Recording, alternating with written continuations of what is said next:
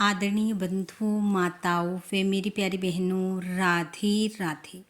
बंधुओं, आज हम इस वीडियो में पितृपक्ष में अपने अपने पितरों की आत्मिक शांति हेतु व उनकी प्रसन्नता पाने हेतु श्रीमद् भगवत गीता के चतुर्दश अध्याय का श्रवण करेंगे, जो कि इस प्रकार है। भगवान श्री कृष्ण ने कहा, फिर भी ज्ञानों में श्रेष्ठ ज्ञान मैं तुमको कहता हूँ, जिसके जानने से सारे मुनिजन मोक्ष रूप परम सिद्ध को प्राप्त हुए हैं।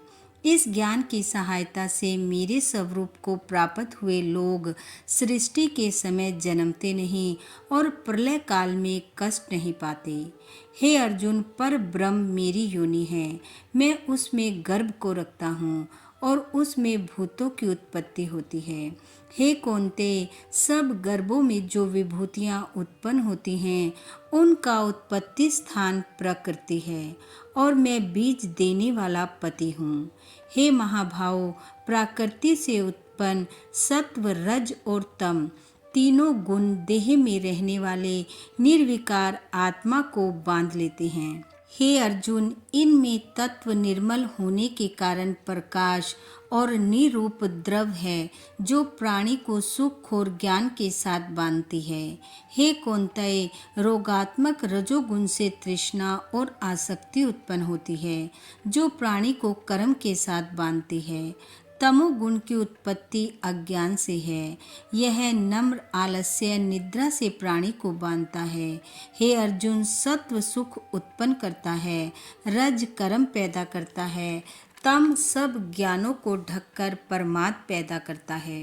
हे अर्जुन, सत्व गुण रज और तम को दबाकर भरता है, इसी प्रकार रज सत्व और तम को और तम सत्व तथा रज को दबाकर बढ़ना चाहता है।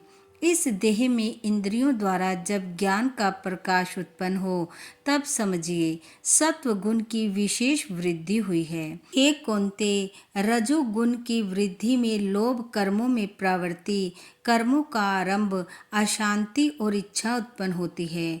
हे कुंती नंदन, तमोगुण की प्रबलता में अविवेक, प्रमाद और मोह ये सब होते हैं।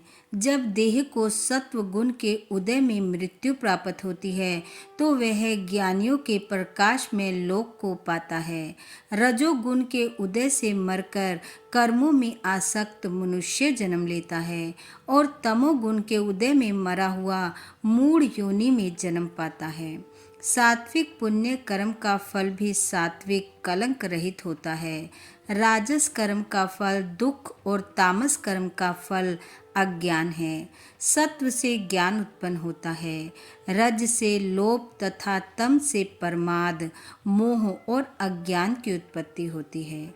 सात्विक पुरुष को उत्तम, राजस को मध्यम और अधम तामसी लोगों को नीच गति प्राप्त होती है। जो दृष्टि गुणों से अलग अर्थात निर्गुण साक्षी मात्र आत्मा को जान लेता है, वह मेरे रूप को प्राप्त होता है। जो देही शरीर में उत्पन्न होने वाले सत्व, रज, तम इन तीनों गुणों को जीत लेता है, वह जन्म, मृत्यु, बुढ़ापा और रोग से छूटकर मुक्ति पाता है। अर्जुन ने पूछा, हे केशव, कैसे मालूम हो कि अमुक मनुष्य ने तीनों गुणों को पार कर लिया है?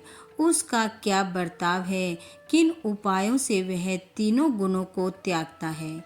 हे पांडव, प्रकाश, प्रवृत्ति और मोह होने से जो दुखी ना हो और निवृत्ति होने से उनकी इच्छा ना करे, उदासीन मनुष्य के समान जिसको सब दुख समान हैं और गुणों के कर्म होते ही रहते हैं, यह जानकर जो निश्चित रहता है और कभी विचलित नहीं होता, जिसको सुख और दुख, मिट्टी, पत्थर और स्वर्ण, प्रिय और अप्रिय, निंदा और स्तुति समान है, जो धीर है, जिसने सभी बखेड़े छोड़ दिए हैं, उसे गुणातीत कहते हैं।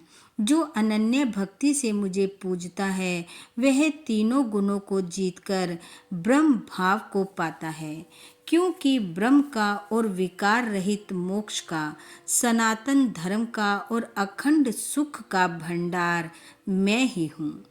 इति श्रीमद् भगवद गीता सुपनिषद सुब्रह्म विद्या योग शास्त्रे श्री कृष्ण अर्जुन संवादे विभाग गुण यंत्र योगो नाम चतुर्दश अध्याय समापत।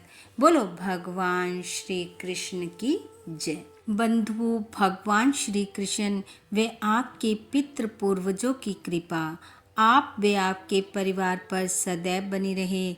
आपका घर आंगन खुशियों से महकता रहे। इन्हीं शुभकामनाओं के साथ आप सबका बहुत बहुत धन्यवाद। राधे राधे।